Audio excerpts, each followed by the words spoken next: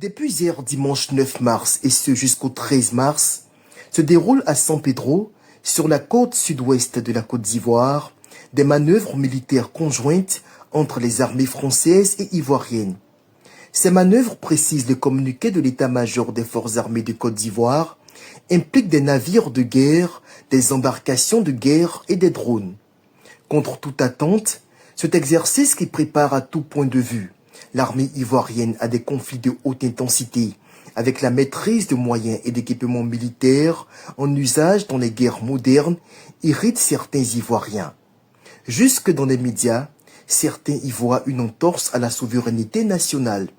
Finalement, la Côte d'Ivoire doit-elle cesser toute forme de collaboration avec une armée extérieure? Solliciter l'expertise d'une armée plus expérimentée, mieux outillée, est-il synonyme de vassalisation?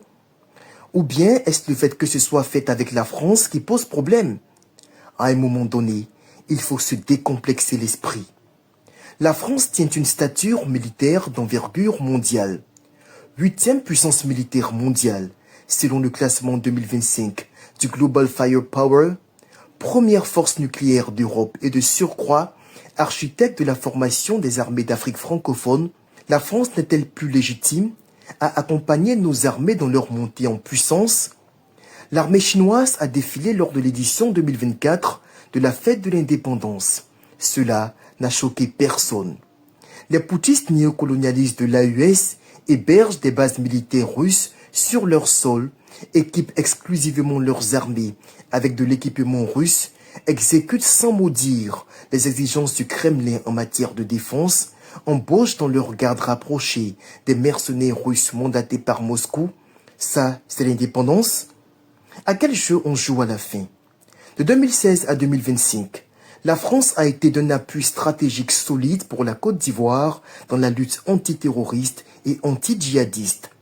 Dans le contexte sécuritaire exécrable au niveau de la sous-région, la Côte d'Ivoire est une glorieuse exception. Et c'est cet allié qui est même en train de renforcer la structure militaire de nos armées que certains veulent éloigner. Vivement la multiplication de ces initiatives de coopération bilatérale pour la stabilité de la Côte d'Ivoire.